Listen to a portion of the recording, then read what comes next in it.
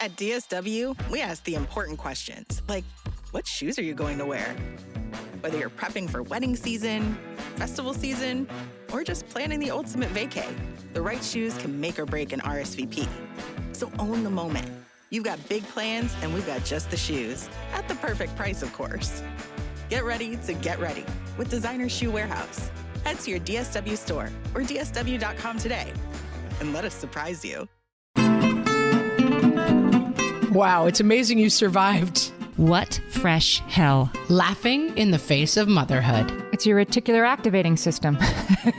With Margaret Abels and Amy Wilson. It was one of the darkest days in family history when we broke a vase in the good room. A podcast that solves today's parenting dilemmas so you don't have to. After the Wicker lobbyists died down, they moved on to RC Cola. Hello, everyone, and welcome to What Fresh Hell? Laughing in the Face of Motherhood. This is Margaret. And this is Amy, and today we're going to talk about why was this a thing? Some of the random rules that we once lived by for some reason. I'm ready for this. I feel like there were so many of these things back in the day. And I do also want to say that, I mean, this is still going on. Like, people still will give you extremely strong advice about things, and you just think, what is that thing you just said out loud? As I like to say to my husband sometimes, I'll be like, why do you see like 4 types of the same car in a row sometimes on the highway, let's say? And my husband cannot help but answer the question. Like, and it's become a joke between us that I'm like, it's your reticular activating system. Yes, exactly. Like, why do you see Mars sometimes in the winter sky? He's like, well, because, and I can just tell he has no idea, but he can't not answer the question. I have a friend, a hilarious friend, who at some point said, do you know anything about blah, blah, blah? And I said, no. And he was really disappointed. And he said, do you want to just pretend you do and we'll talk about it anyway? Like, he just wanted to talk about it. And that's my husband's whole life philosophy.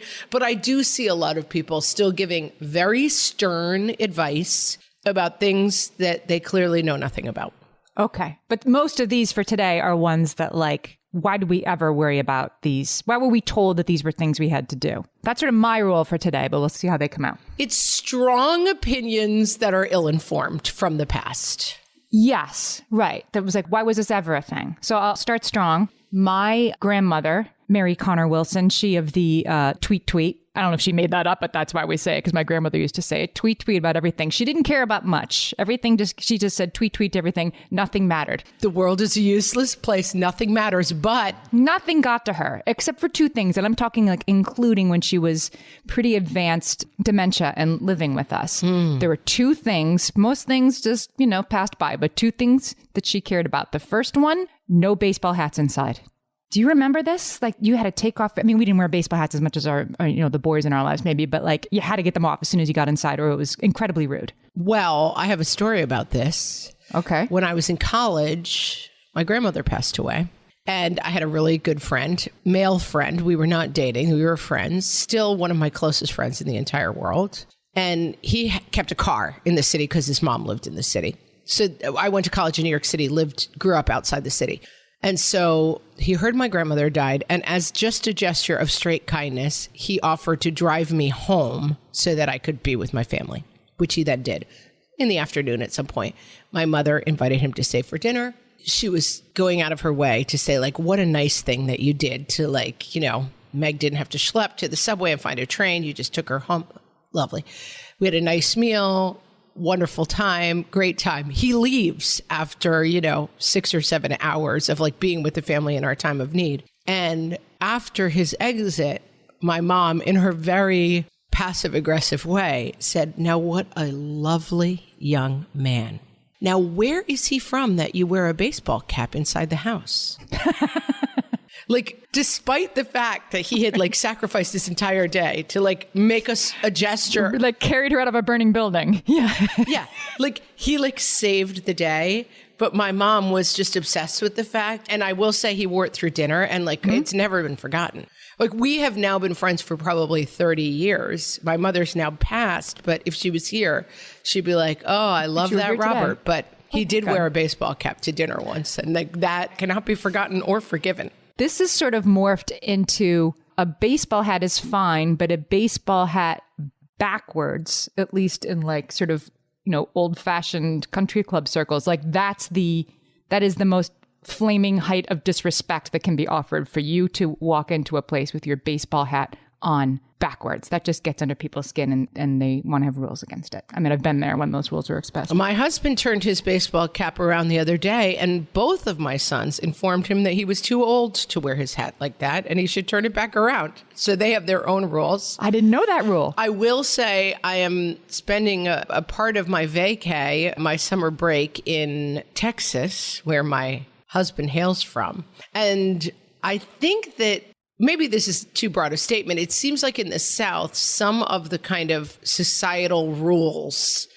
are still they're observed in a kind of all society way, in a way that I think in New York, maybe because there's so many different cultures and stuff, it's not true. Right. But I have been at events, where like one of my kids has a baseball cap on, or just some other kid does, and they walk into like church, or it's the anthem is playing somewhere, and it's just something that my kids are not tuned into. And like the older men in the crowd will turn around and be like, take off that hat, young man. Like they're very into the kind of rules, which is fine. So these are the random rules that some of us still live by. So the other thing that my grandmother felt very strongly about when much else had fallen away, no baseball hats in the house. She no longer remembers her current location or her spouse's name, but she remembers. Right. She didn't know where she was, but you get that hat off. Yeah. And the other one was no whistling in the house. She felt very strongly that kind of women shouldn't whistle at all, but under no circumstances should you whistle indoors. I would like to stand outside at a respectful distance from the house and doff my cap to your grandmother, because if I could eliminate whistling as an event worldwide, I would do so. In or out of the house. Uh-huh. Like if I could push a button that said no one ever whistles again, I would smash that like button so hard, Amy. Whistling is my kryptonite. It's the worst sound. I don't mind the occasional, like, 2 fingers in the mouth, like, call for the horse. Like, that doesn't bother me. Right. Can't do it. But, like, a strong, like, whistle to summon someone once every, 7 months, I would be fine with. But, like, someone who whistles and horrifying.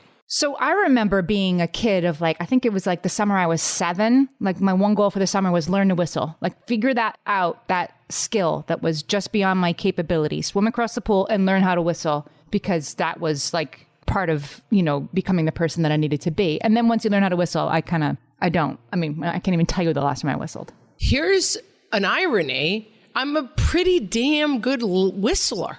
Like, I'm really like a gifted whistler, but I hate whistling. I mean, whistling. Even songs that are like, they have whistling, the sound of it makes me crazy. It makes my skin crawl. I am team Amy's grandma all the way. All right. So I'm starting to find out that these rules are maybe not so as passed away as I thought they were. We're 2 for 2. You being like, no, baseball hats backwards, no whistling. I mean, it's not... Neither one of them, I don't find the like kind of, shall we say, patrician manners aspect interesting, but I just want to eliminate whistling worldwide. Don't want to hear that. No. Okay. Yeah. Forget eliminating, polio. I want to eliminate whistling. Did you grow up believing that you would drown if you went in the water without waiting 30 minutes after you ate? 30 minutes, like on the clock. Yeah. On the clock. Correct. Like my mom would let me know. We were at Lake Hideaway and we'd have our, hamburgers on a sort of plate that I'll get to, because they were once a very important thing. And then you had to be full half hour, like 5 more minutes. Why? Who said that? How did that catch fire before Twitter? Like before the era of misinformation? I was a curious child. And of course I drilled down on this. And I was like, what's with it? And then my parents would sternly, probably my mother, explain that, in fact, if you tried to swim too close to eating, that you would get a cramp and drown. Yeah. I mean, that was the explanation, but that's not true. Oh, no, it's not true. I wasn't sure if you'd heard the backup text. Oh, yeah. Like, because you'll drown if you do that, because you'll get a terrible cramp. But it doesn't. Who said that? Like, I don't think our parents were like tricking us. This wasn't like, let's all pull one over in the kid. They believed it firmly. Oh, no, they believed it. No. Why would they want us not swimming? Why would they want us hanging out? Like, it was a torture for them. I don't know who put this in people's heads and how it caught fire. Like, was it on an episode of Chips? Like, how did it come across so clearly to every one of our parents that, yes. Highly unclear, but it was definitely a rule. And you're right. Like, there was a timer involved. Mm-hmm. Not a minute less. Do you remember, speaking of, summer afternoons, that paper plates, back in the day, you couldn't just have a paper plate. It had to have like a wicker holder that it went in, like a charger. God. People, youngies, you will never understand the unbelievable satisfaction of clicking the paper plate into the wicker holder. It would make the most satisfying, like, click, click, click. So picture like a very flat wicker basket. And then your paper plate would go into it, but then like the sides of the paper plate would click under the lip of the wicker holder. But this one I actually understand. This is technology. Drove the wicker basket out. Yeah, because paper plates used to be totally... Yeah, because paper plates used to be like the width of a tissue. And so I remember, in fact, the theme song is on the edge of my mind. A theme song for the wicker holders that the paper plates? No, it was about paper plate. There was a million ads. You know how like the Snuggie ads or the infomercial ads are like, yeah. You know how a blanket is, and it's like a woman trying to like use the remote while having a blanket, and she's like murdering herself with the blanket. Like, it's like, oh, I can't possibly. And then she gets her Snuggie on, and she's like, oh, now I could use the remote completely normally. There was a lot. Oh, no, I'm thinking of, actually, the theme song I'm thinking of is something like Hefty versus Wimpy, but that was actually about garbage bags. Hefty. That's all I got from there. Yes, and the Wimpy. That's the one I'm thinking of. But that was garbage bags. But so much the youngs are like, what are you people talking about? What are you talking about? But the wicker holders were like a little classy. Like I feel like if you had people over, you use those. But the reason I'm thinking about the advertisement is because there was when like reinforced paper plates first started coming on the scene, which I'm going to say early 80s maybe. There was a million ads where like a guy was at a picnic or at an event and someone would try to put a meatball on his plate and like the paper plate would fold the wrong way. And then everyone at the party was like, womp, womp, like you lost your meatball. And then someone would be like, but I have this kind of plate. And it would hold up to a meatball. Like that was a big advertising advantage of certain paper plates. Like, and I don't think they advertised these wicker holders. Like, I don't know if they had a name. I don't know what it was. No, just everybody just knew about them. They just caught on. Like, and again, like before there was TikTok, how did everybody just all of a sudden know you had to have these wicker holders and know where to go get them? I don't know, but there was some sort of mom mafia pushing. Right. Big Wicker was pushing wicker baskets to all of the moms, and the word got out.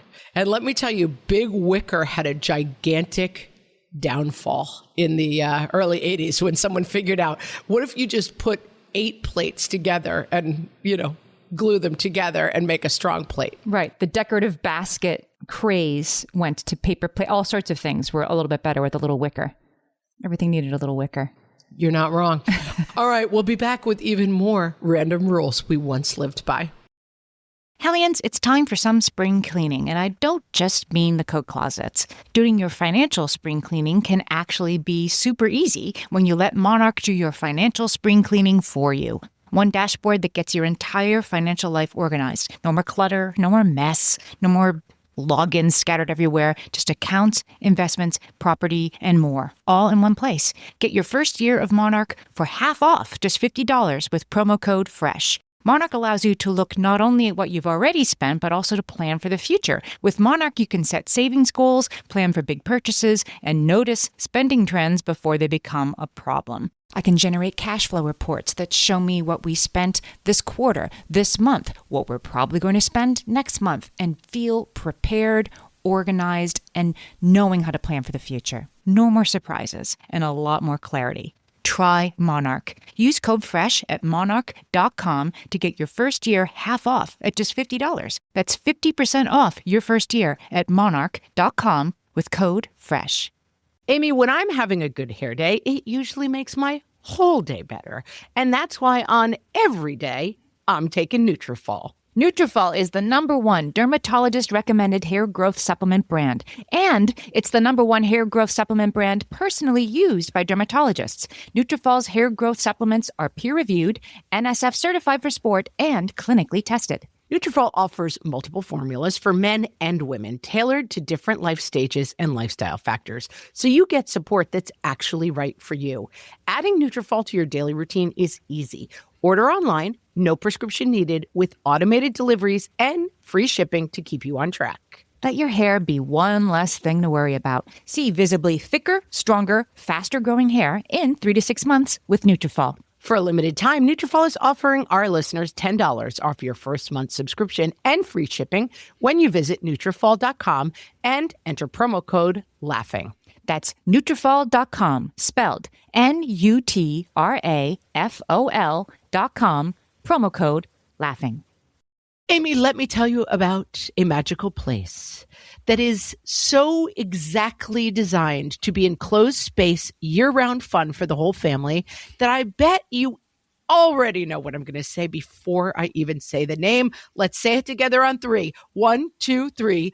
Great Wolf Lodge. You got it, Amy. My kids loved Great Wolf Lodge when we went. You probably already know that it has a huge indoor water park with a wave pool, lazy river, a bunch of massive water slides. But then your pack can hit the other attractions because, wait, there's more. Great Wolf Lodge has adventure-packed attractions like Magi Quest, a live-action game kids can play throughout the lodge, plus the Northern Lights Arcade. Spent some quality time there, so your kid who loves the lazy river and your kid who loves fantasy games will both have a great time. Great Wolf Lodge also offers great dining options and complimentary daily events like nightly dance parties, all under one roof. Unpack the car once and you're settled in to have fun. And with 22 lodges across the country, you're always a short drive away from adventure. We've both had such great times at Great Wolf Lodge, so bring your pack together at a lodge near you. Learn more at greatwolf.com and strengthen the pack. Do you remember growing up, like being absolutely freezing in your house on a weekend morning or even like late at night or whatever, but knowing that the absolute worst thing that anybody could do was turn the heat up? You had a heating system, but you couldn't really use it.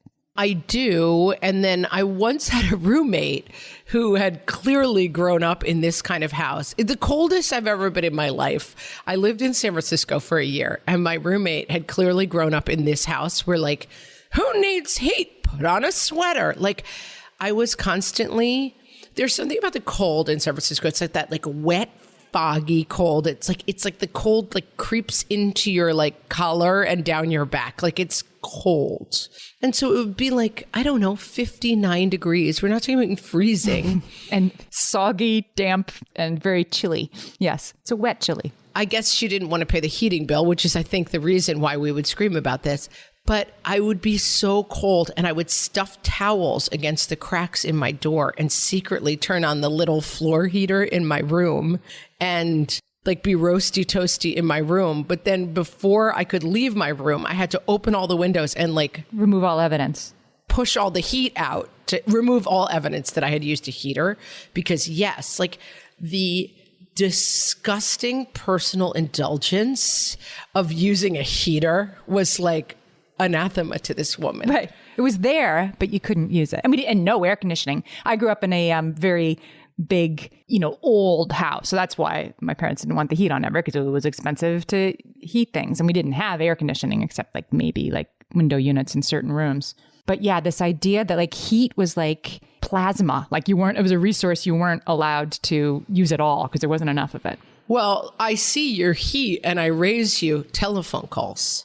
I mean, this is another thing that like the youngs cannot relate to, but in my day. Right. They were a precious, precious resource. And still I would call my grandmother, who passed away in the 90s, and she lived like I don't know, 4 miles from us. It was not a long distance call, but I'd be like, Grandma, how are you? And she'd be like, great. Okay. I don't want to use up the phone bill. Okay. Goodbye. Like the idea of talking on the phone was like, what are you just, ripping up $100 bills? Why don't you just do that instead of calling me? And I think back in the day, like a long distance call, which would have been considered like New York to Connecticut, I think they did charge by the minute. It's 10 cents a minute. Yeah, like people now could relate in the olden days of cell phones when you paid like by the minute and it was very expensive. That's right. But a long distance phone call. Oh my gosh. But definitely people of a generation never got that idea out of their head. And yeah, I mean, my dad still has a little bit of it where you'll call and he's like, okay, great talking to you after 2 minutes. Like, right. The idea of gabbing on the phone, horrifying. Yep, I identify with that. Did you grow up with, and now again, I understand why this was a thing. I suggested maybe this is less of a thing than it used to be. Did you grow up with a room that nobody was ever allowed to go in? Amy, it was called the good room, and we never went in it. It was called the good room. Ours was the living room, which was ironically named because we opened Christmas presents in there. That was all we did in there. Oh my God. We grew up in the exact same family. We only went in on Christmas Day, the good room. Yeah. In fact, story about that. My younger brother, he was 4 or 5 years old, had reason to wander into that room one day and said, where's the Christmas tree? Because the only times he was ever in that room, there was a Christmas tree in there. He only knew it.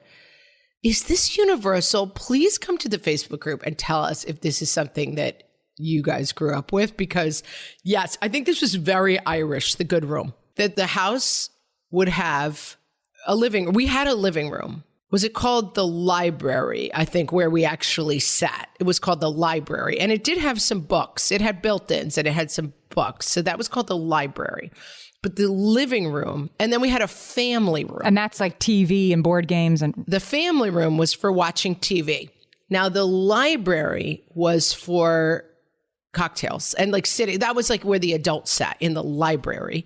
And then the family room had a TV and a couch. That was, everyone was allowed in the good room. But the good room? Yes. You never went in the good room, Amy. The good room was only, and one time, let me tell you, and this will strike fear in your Irish Catholic heart. We were playing a game of tag and chase, and we involved the good room. We went in the good room. Who crossed that line? I can't imagine. I mean, it was like, when a fever takes over a group of people, like yes. It was like insane. Yes. Like we all went insane. Yep. And we were running through the good room. And guess what we did? We broke a vase in the good room. And wow. It was one of the darkest days in family history when we broke a vase in the good room. We weren't even supposed to be in the good room, Amy. And we broke right. a vase. And that's why. Yeah, that is a hilarious reminder of something. Again, like this did not seem unusual to me growing up. Mm-hmm. Now, you don't have a room in your house where nobody's allowed to go. I mean, I live in an apartment, so no. And also, like, it's a different day and like it's all one room, right? Like somebody decided that was a good idea around the 90s. And now it's just open floor plans and it's all just one big room. It's open floor plan. Yeah, that's what our kids will be making podcasts about. Like, why didn't we have walls? That would have been nice. Yeah, I mean, I feel like people are picturing me growing up in like a mansion. These are very small rooms. You know what I mean? It's not like we had wings of the house. It's just that unlike, right, in the modern build, like everything's very open. The house was like a series of small compartments. And every compartment had a role. The other thing that I have told people that they find very hard to believe, but is true, our library, the library had a door without a door on it. So like an opening, and that came into the dining room. Yeah, okay. A doorway. And so my parents put up a baby gate that was there until we were like 12. And there was 1 hour of the day that was adult talk time. And no children were allowed in the library during adult talk time. Now that's a rule that we should bring to the modern day. I was usually, I think, like my dad, I mean, we lived in the 1950s. My dad would come home from work on the train. He would come in. He would change from his like Mad Men suit into like like slacks, a shirt, and a sweater. Like it was another fancy outfit. Like a Mr. Rogers relaxing. Right. Yeah. Like he did not change it to like, my husband wears a t-shirt that says like, you know, I got wrecked on spring break 1991 or whatever. That was not in his wardrobe. He would change into a full other Mr. Rogers outfit. Mm-hmm. He and my mother and sometimes some neighbors or friends would have cocktails in the library. It was adult talk time, and a baby gate would be erected between the two rooms. And we would occasionally like hang on the baby gate and look in, like something fascinating must be happening. At which point we were informed it's adult talk time, and we would be sent away. So you can't be there. You can't be in the good room. Figure it out. Figure it out. I guess it's time to go to the family room because the good room is permanently closed until Christmas. And the library is adult talk time. So like it must be. And you know where we went? We went outside, Amy. Was it winter? Yes, it was. We went outside. Yep. We didn't have screens, Amy. We had outside or we had the family room. And guess what? You figured it out. It was like Lord of the Flies out there. The family room, the Muppet Show didn't start until 7:30. There was nothing on TV. What were we doing in there? We weren't going to watch the news, the nightly news. That was the only thing on at 6 o'clock. Here's another random rule that I grew up with that in my adulthood was like, wait a minute, this was always a lie. It was a terrible lie. That you can't use, you know how there's like reading lights in the car, like interior lights that you can put on so you can see in the car. You can't ever use those when you're driving at night or else the driver will crash the car because they won't be able to see. I still believe that is true. I still enforce that rule. It is. I'm here to tell you, free yourself. It's incredible. You don't need it. I have a lot of light sensitivity. And so I have a lot of trouble driving at night with like the oncoming headlights, particularly in this day of everybody's got those like, you think they have their beams on? No, those are their regular lights. And then there'd be these like other beams that would vaporize you. Right. Their headlights are turned up to like 9,000 all the time. Those LED xenon bulbs on huge cars coming right at eye level. So I have a hard time with that. Guess what completely takes that away? You turn on the reading light in the car. So then there's a light source in the car and the light source coming at you. No problem. You can see fine. I am literally like breaking out into a cold sweat. Like I can feel my heart rate increasing as you say this. Like I completely live in the world. Like I have realized that half an hour after eating is a myth. But like if a kid in my car turns on the light, I scream as if like they just took out a butcher knife and like are coming for me. I'm like, turn that off. We're going to crash the car. You're telling me that like people recreationally turn reading lights on in your car and you keep driving?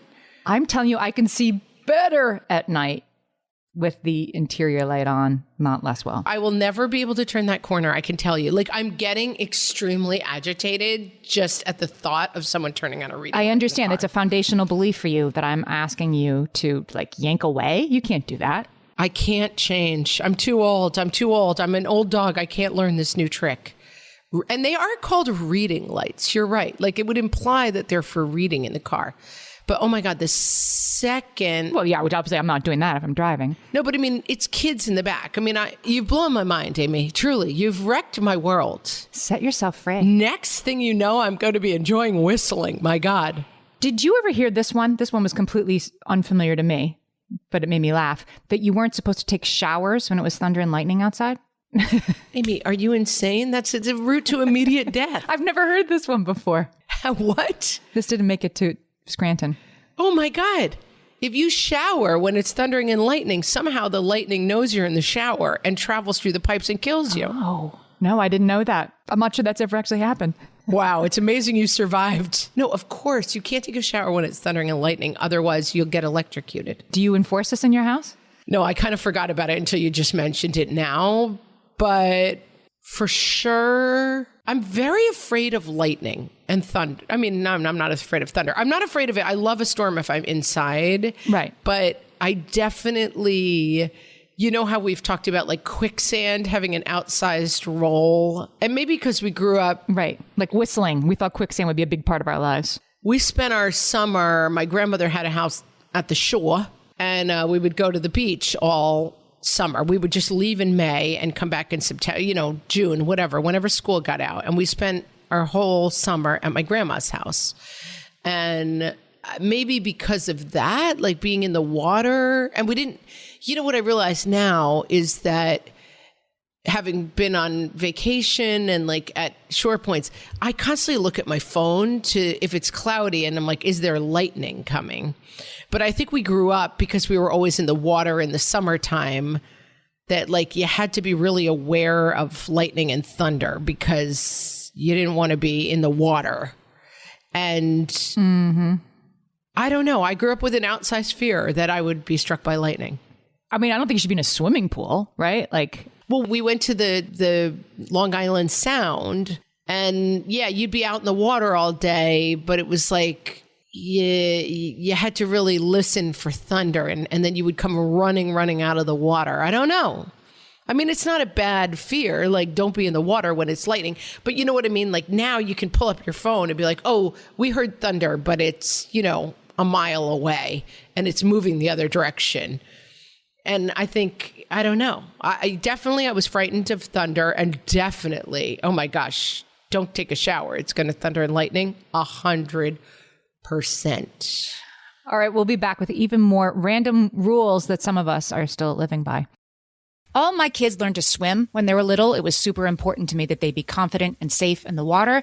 There was only one problem with that: taking them to swim lessons. I mean, the pools were freezing. There were always cranky adults doing laps right there. And it was definitely not, for any of us, what you would call fun. Amy, heard. But now there's Goldfish Swim School. Goldfish takes a really thoughtful approach to swim lessons, combining research-based teaching with a warm, kid-friendly environment that actually helps kids thrive in the water. Every detail at Goldfish is thoughtfully designed to create a golden experience, from shiver-free, warm indoor pools to comfy waiting areas for parents to professionally trained lifeguards on deck. Goldfish uses an approach called the science of swim play, which combines guided play with proven teaching techniques to help kids learn to swim, build water safety skills, and gain confidence, all at their own pace. Lessons are designed to meet kids exactly where they're at. If you've been thinking about swim lessons or just wondering where to start, this is a great opportunity. Right now, Goldfish Swim School is offering a waived membership plus your child's first lesson free at participating locations. Just visit goldfishswimschool.com/free to find a location near you and enroll using promo code FREE. That's goldfishswimschool.com/free, promo code FREE. My favorite skincare products actually feel more like self-care, like they're so nice to put on and they smell so good that I'm actually happy when I get to that part of my day. And I swear that is how I feel about Osea's anti-aging body balm. Amy, you are usually the lotions and potions queen on this podcast, but I have to say, hard agree. Osea's anti-aging body balm is a liquid silk body balm that combines the lasting hydration of a lotion with the firming power of a serum, leaving skin smoother and firmer. This body balm is clinically tested and designed to deliver visible results you can see and feel. So we've gotten to use this product for a couple of months now, and I swear I have really noticed firmer and smoother skin, like on the back of my hands. It's like getting a mini spa treatment from head to toe. Get a spring-worthy glow with clean, clinically tested skincare from Osea.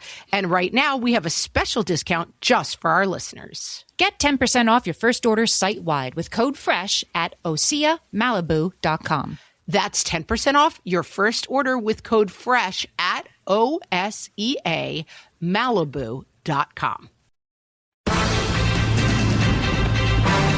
Welcome to the Why Is This News channel from the What Fresh Hell podcast. Bringing you news that's been making you ask, why is this news? Since the day you had kids. Hey, you guys, make sure you bring your dishes to the sink after dinner. Why do I have to clear the table? Because it's a day that ends in Y, dude. You always have to clear the table. Why is this news? Okay, kids, wrap up on screens. It's time for homework. What? Homework? Why? Yes, homework. Seriously? You have it every night. Why is this news? No walking on the couch. Since when? Since forever? Since the last 6,000 times I've said it? Why is this news? You have to wear pants to church. Every single time? Yes, every single time. Seriously? Why is this news? Why is this news? This concludes today's broadcast from the Why Is This News channel. From the What Fresh Hell podcast. Amy, I have a quiz for you. Okay. How long does it take you to digest a swallowed piece of chewing gum? You can't swallow chewing gum. It'll like live in your stomach forever, right? No, for 7 years. That's the correct answer. Oh, I heard forever. Okay. No. 7 years. I wanted to see if you'd grown up in the same wonderful world of terror that I did. We were told exactly 7 years. Yeah, 7. And what would be magical about 7 years? Like to the day, right? You're free of it once you this happened to you and you're like, well, at least when I'm 12. Yeah, like basically if you accidentally swallowed a piece of gum, like mark the calendar.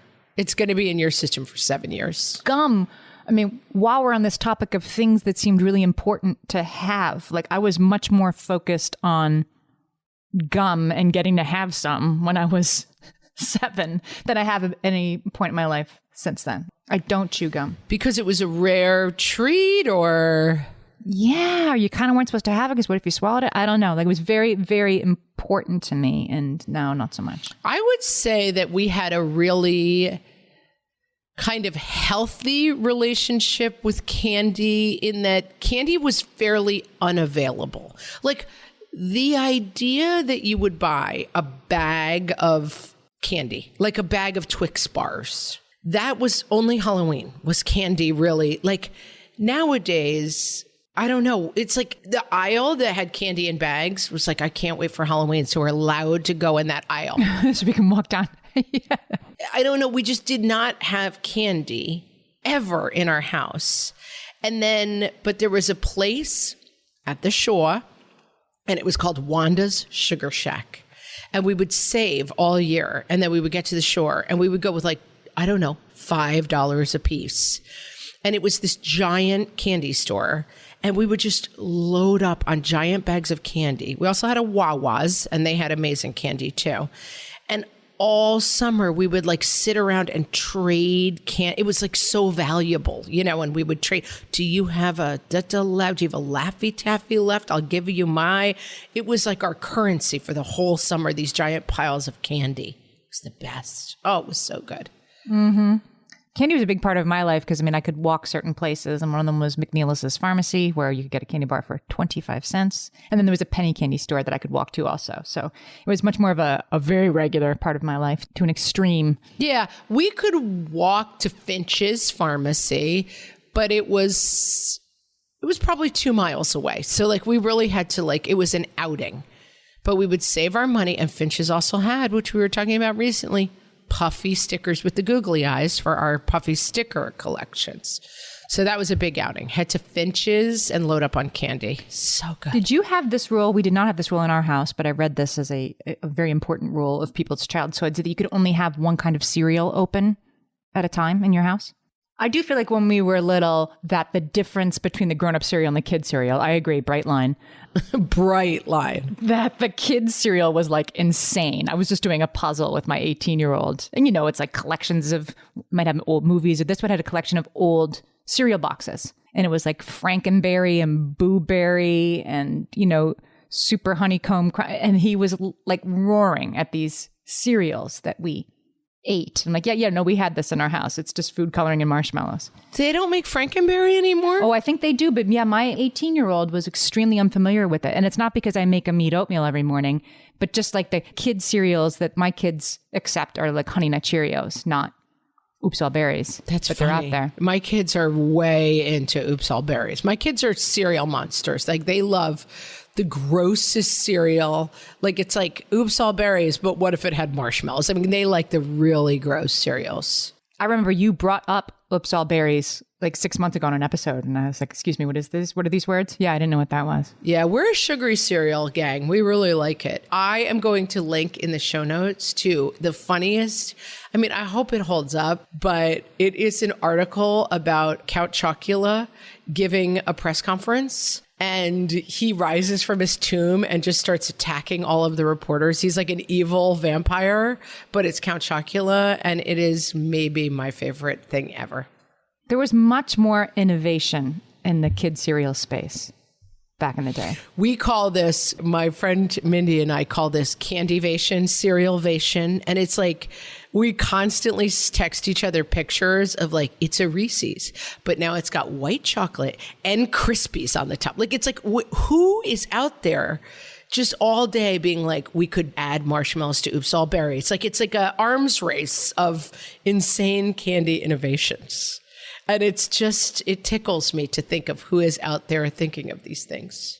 Did you have a rule growing up in your house that you weren't allowed to drink until you finish your dinner? Like first you ate and then you drank, otherwise you'd fill up on the drink and you wouldn't eat your dinner. No, we had a one soda rule. We were canned soda drinkers, at least by middle school, and we had a one soda rule. My drink of choice was Pepsi, and it was one Pepsi, but definitely not. I mean, this would have to be for littler kids. Anyway, what I'm saying is no familiarity with this rule. This was like on a weeknight, you'd have a Pepsi with dinner. Yes. But only one. Yeah. Can you imagine like the rules we used to live? Only one Pepsi per dinner for me, thanks. And now we'd be like. Well, definitely it came in later because I definitely remember as a kid, I had some friend whose dad was in soda distributor. I feel like soda didn't really come in until we were, I don't know, we didn't grow up drinking soda, basically. After the Wicker lobbyists died down, they moved on to RC Cola. After the Wicker, soda, RC Cola. But I remember going to a friend's house and they had like a cabinet with pallets of soda in it. And I just remember thinking like, this is what heaven must look like this. And now again, like in this Costco world, like I feel like everybody's house has that now. But the idea that you would have like an endless supply of soda in your house was to me, I mean, like touching the face of God. Exciting, but also like neutral. Like I definitely viewed like a soda or, I mean, didn't drink water ever, except out of the fountain at school, I guess maybe. We would have, at dinner, we would have iced tea, but it was the powdery kind. Like I'd be in charge of making for dinner. Oh, the best. We lived on that stuff. I would drink that right now. Yeah, and it was powdered iced tea. Mm-hmm. Powdered drinks were the greatest. The height of elegance, people. If you didn't have soda, because soda might just be like for special, then you would just have this powdered iced tea or high C. I feel like we didn't have soda in the house until like high school, probably. But yes, powdered. That's right. We always had a pitcher, like a plastic pitcher. And someone's job before dinner was to add water to the powder and make... With the giant wooden spoon sticking. Yeah, exactly. That was a rule we used to live by. Yeah. Crystal Light. Oh, so good. So guys, we had it so good. So good. Amy, things for company. The whole word company, we're having company. Yes. We're going to link. I believe I've linked to it once before, but it's worth a rewatch. Do you know the comedian Sebastian Maniscalco, I think is how you say his last name? I do, because you brought him to my attention talking about company. Oh my God. He does the funniest. It's so funny. He does a whole thing about company, and it's everything you need to know about. He's probably about our age and like company back in the day. And like, don't eat the cake. It's for company. And it would be like an Entenmann's cake. Again, I don't know if Entenmann's survived. Are they still out there? Oh, it's still out there. It was like, again, the height of like suburban elegance. You got an Entenmann's cake. Got to have an Entenmann's crumb cake. We used to have Lorna Doone cookies. For company. Those aren't just like for, after school. Those were for company because they had it shaped like an S. These two words, Amy, do they mean anything to you? Peak Freans? Peak Freans? No. Peak Freans. Oh, I'm going to link. Again, our Erica, who does all of our links for us, is going to have, and she's young, she's going to be like, what are you people doing to me? Peak Freans are a very serious cookie. They're much too good to waste on children. That was the Peak Freans theme song. It was, they were literally like, said it. We're going to say what everyone knows. Peak Freans are for guests, they're for company. They're not for the kids. Yes, and get towels. Towels are for company. My friend's house, her mother had a bathroom, a powder room that we weren't allowed to use. Like we'd be over at their house playing Barbies or whatever. We weren't allowed to use that bathroom. It was the good. That's for company. For company, and it had towels that nobody could touch, and the toilet paper on the toilet with like a hat on it. You know what I mean? The crocheted like It was all for company. We don't need the kids in there ruining. That's for company. Don't put any garbage in the garbage can. You have to leave it like that in museum ready condition. Yes, museum ready. I love the crocheted cover on the toilet paper. I mean, the height of elegance, people. We can't let anybody know that we have toilet paper in our bathroom. Can't let anyone. That's another good one. We got a link to that bad boy too. What's his name? Chris. Oh God, I follow everything he does on Twitter. We can't let anyone know we sit. Yeah, company's coming. It's called. We'll put. Company's coming. We'll put that up too. Poor Erica is going to curse our names as she finds all these links. But yes, the guy who does Chris Fleming is his name. And he does this bit, company's coming, and he screams at one point, we can't let anyone know we sit. And it is exactly what we're trying to talk about. Wow. I have joy chills because our childhood was awesome. Yeah. We had peak Freans. We had powdered drinks at every meal. We did not have soda, but we did have penny candy. And we knew enough not to whistle in the house. That's right. Which I will pick up. What is Grandma's name, Amy? Mary Connor Wilson. I will take up Mary Connor's cause, and I will eliminate whistling from the world. All right. Watch this space for my new. I'm going to watch for my new podcast, Let's Stop Whistling, with Margaret Abels. And that's coming to you soon. So our other news is we're on Threads at What Fresh Hellcast on Threads. Threads. People, we were just talking about candyvations. Nowadays, it's techvations. People are like, wait a minute, not enough to just have Facebook, which is now called Meta. We got to have Threads, but we're on Threads. Yeah. Find us on Threads. We do Threads. That'll be fun for you. We thread now. I'm too old. I'm like, that sounds like a new thing. Who needs Threads? But anyway, you need Threads apparently, and we're on it. And with that, thanks so much for listening, and we'll talk to you next time. So long, everybody.